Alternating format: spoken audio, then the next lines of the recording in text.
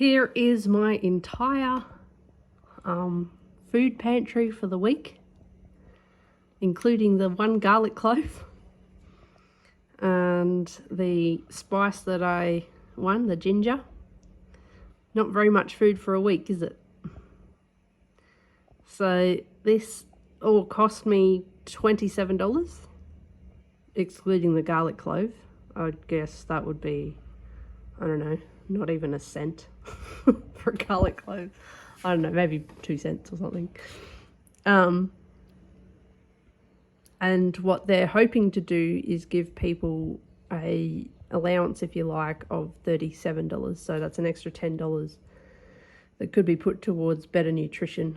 Maybe some couple of apples or fresh fruit, or even tinned fruit would be a start, and that kind of thing. So if you kind of think about it, this is what they're getting now.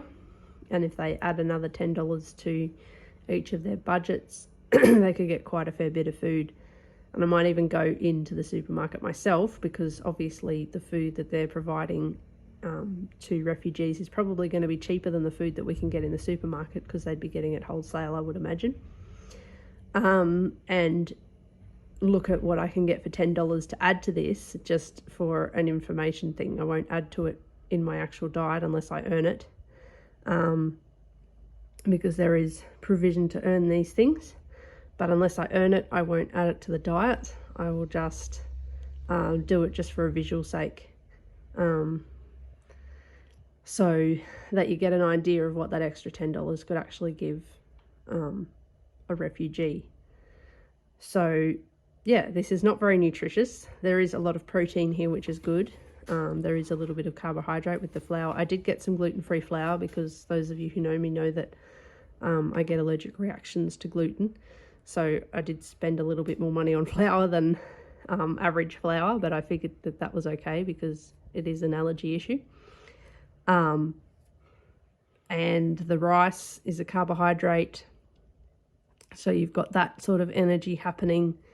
There is no sugar, which is odd. I would have thought in a pack that they would give them sugar. Maybe it's something to do with healthy eating and worrying about getting sued or something. However, sugar is really good for preserving things if they're going to grow something and want to make a jam or something out of that. I'm assuming they don't have fridges and those sorts of things, but making jam with white sugar and stuff like that is better than having no fruit at all. So it does surprise me that they didn't have an allowance for that. Not that I'm an advocate for extra sugar or anything like that, but I'm in a survival kind of situation where there's not a lot of variation in the diet. I would have thought sugar would have been something that possibly got added. There's no salt, which is also surprising. Salt's very cheap. It's also a very good mineral. It's actually an essential mineral that the body needs for most of its function. Yes, you can have too much salt and all that sort of stuff, but looking at this diet here, apart from the sardines that have added salt for the preservation of them, there's not, or maybe the beans and stuff have salt too, but again, if they're going out fishing and that kind of thing, they could use the salt to preserve their own foods, and it's cheap. That surprises me that that's also not part of the ration pack. I can earn that through fundraising as a reward, but it's not part of the original pack. So these are my thoughts for the moment. The hardest meal is breakfast. I don't really know what to do with all this stuff for breakfast. Lunches and dinners you can kind of get away with, maybe make some fish cakes or something like that you might have over a few days, or even like a rice dish with sardines and whatever. But breakfast is definitely the hardest to come up with something with this, because normally breakfast is like a grain. Oats is another thing that I'm surprised is not included in these packs, because they are a good protein. They have the beta carotene in them as well, and they're quite cheap to produce. Not that I'm for industrialization farming, but you know, we're talking about for survival situations and things like that, oats would be another good one to add into these packs that's not expensive. and would provide a breakfast. Bread is another one I'm surprised is not in rations. I think they would, that bread or bread yeast to make bread at least, that was in the rations when the war was on in Australia, as far as I know. So yeah, some yeast or some bread is surprising that it's not here.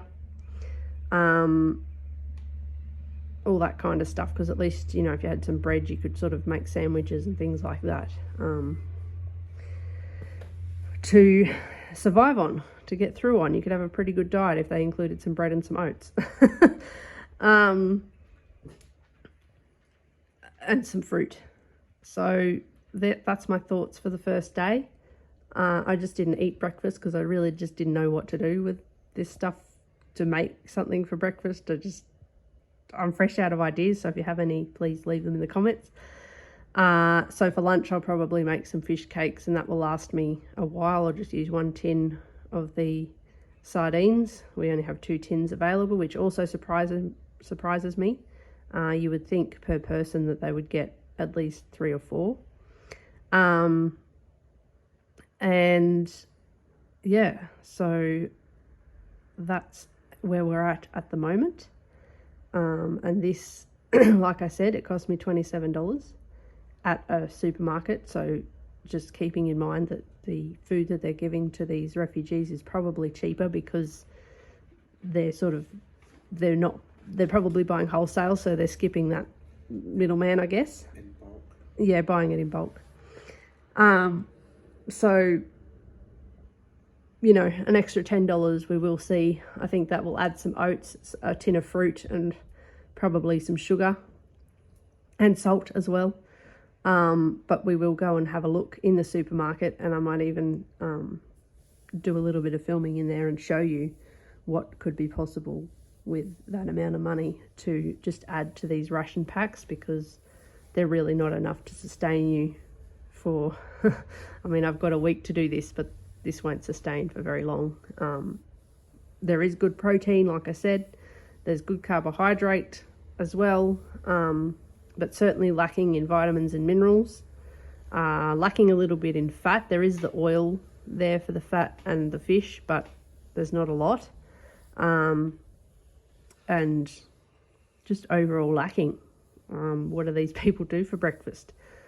What do they do for lunches? What do they do for food that they could, I mean, fish cakes, if you don't have a fridge, won't last very long. So, you know, that kind of thing. What do they do for preservation of food and that sort of stuff? So just some things to think about. And I will catch you tomorrow in our next video, where I will show you what that extra $10 might actually buy for these people, keeping in mind that this particular load of rations is probably going to be cheaper again, so they probably will have more funds available to them with that $37 to feed one person. So thanks for watching, and catch you soon.